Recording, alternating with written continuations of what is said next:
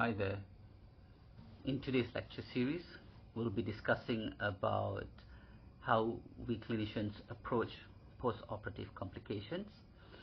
It is important that we understand this because they can be quite challenging in terms of understanding and anticipating the complications that can arise from a procedure. It is also possible that death can arise from these complications, as well as debilitating conditions that take effect as a result of these events. So, in terms of how I would go about this, I usually would classify post-operative complications to three categories. The first category I would say is the immediate post-operative complications, followed by short-term and then long-term complications. In order to understand, or in order to anticipate the kinds of events that may take place post-operatively, it is important to understand the procedure itself. It is important to also understand the anatomy that is involved, and also the patient's background history, comorbidities, social history, as well as past medical history that may be relevant to the operation. So, for example, the patient is on anticoagulants, then it would be fair to say that you may expect some post-operative bleed, and that in which case you would want to consider putting a drain in intraoperatively and then monitoring the drain for any potential bleedings that may have not stopped during the operation. And so these are the kind of things that you would need to take into consideration and study prior to conducting the operation. So, as I mentioned, the three durations of post-operative complications are divided into immediate, short-term, and long-term. And then it can be subdivided to complications that arise from the procedure itself, or medications administered during the procedure. And I would say that the procedure is mainly from the surgical team, and the medications would be mainly from the anesthetic team.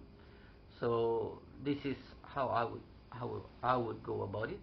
And a quick or a good example that I would use in this instance that applies to all three categories would be thyroidectomy.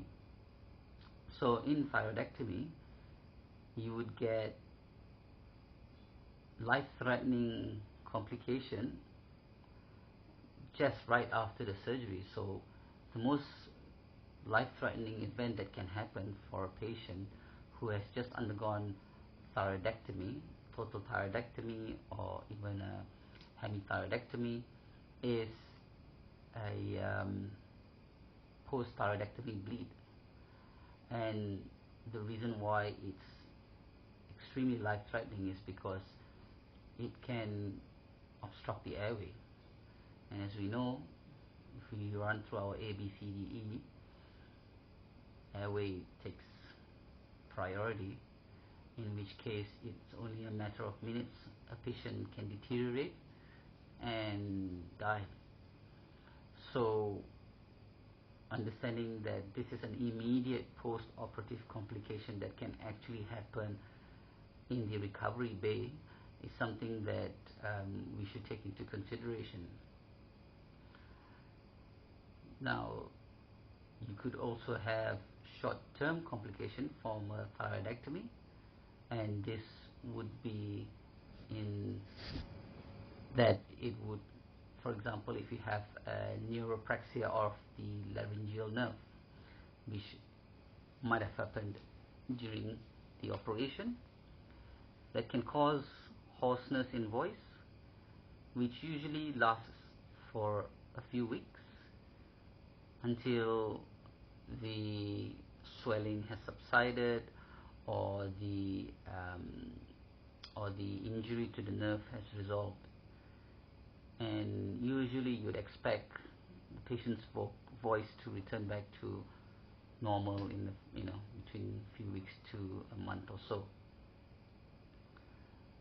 Then I would also use the same procedure to describe a long-term complication, whereby the laryngeal nerve can be transected intraoperatively, which can then cause a loss in the vocal cord function, and that has permanent effect. And so if you damage both laryngeal nerves, you could potentially you would lose vocal cord function, but you would also have respiratory impairment, as the vocal cords do play a role in inspiration. So, and this is a life-changing and permanent damage that is irreversible. So, as I mentioned before, understanding each procedure is really important, and medication-wise, sometimes a patient may have side effects or adverse effects from anesthetic medications. Not uncommon, but we usually would see that in a matter of hours, whereby patients' blood pressure might go down, causing the patient to be hypotensive. And it's important to assess the patient as a whole and to exclude other causes, and then perhaps diagnose this as an adverse effect from the medications. In this kind of instance, I usually would get the input from the anesthetic team to see if they concur with our findings, including that we have already excluded any surgical causes.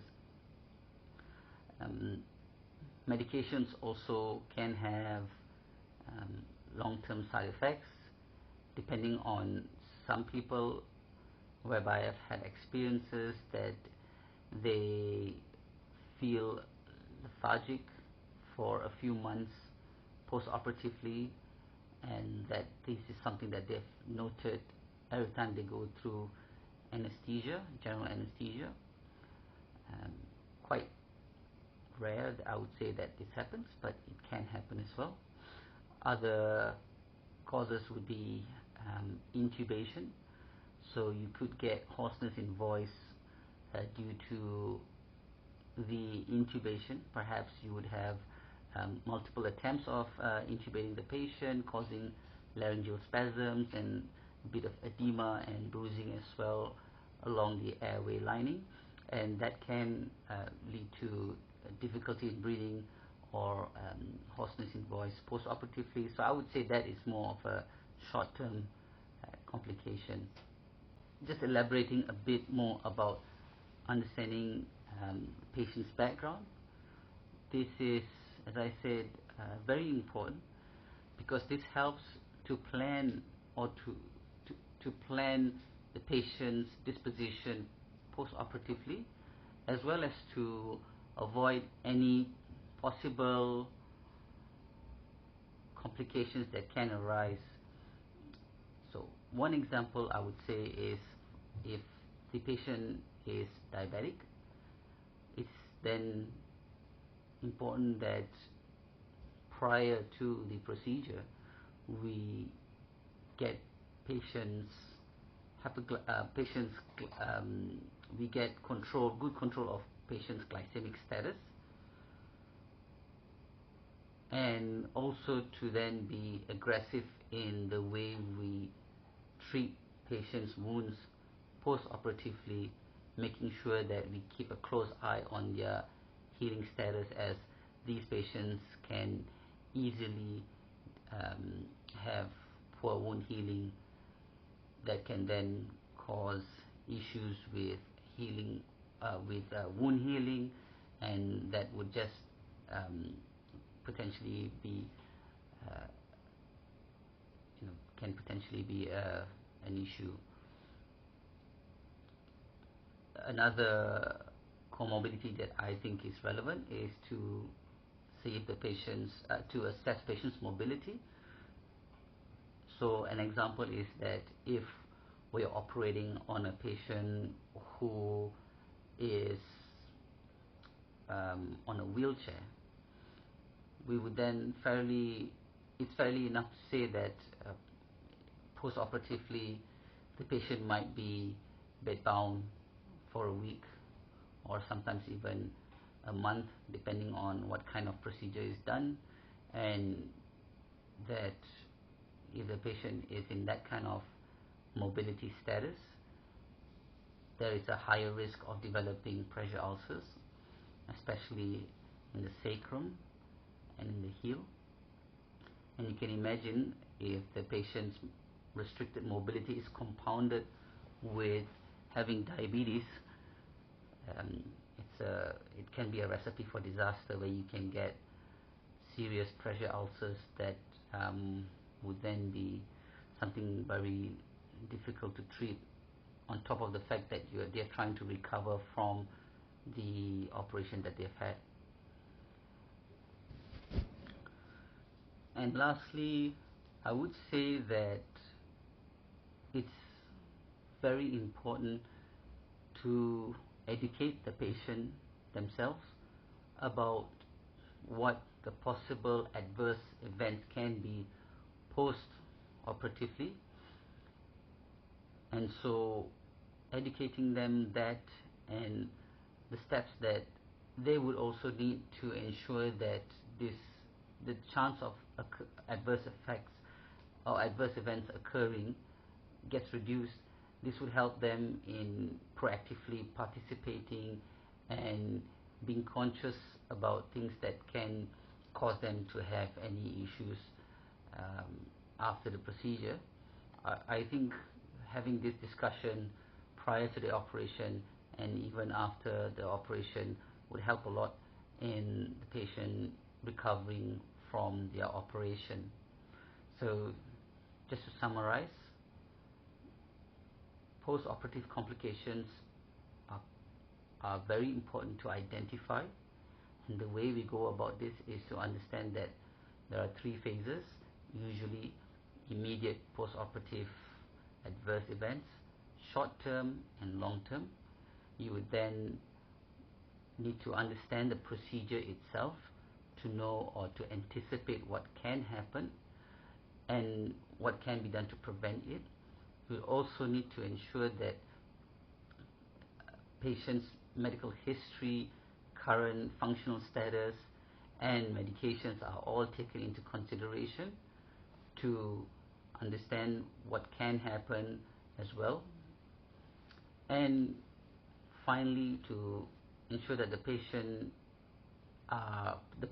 themselves are educated about what their role is in order to prevent complications, or even if they can't prevent complications, at least be able to identify that something might not be right, and to then escalate this issue to the medical staff so that it can be addressed promptly.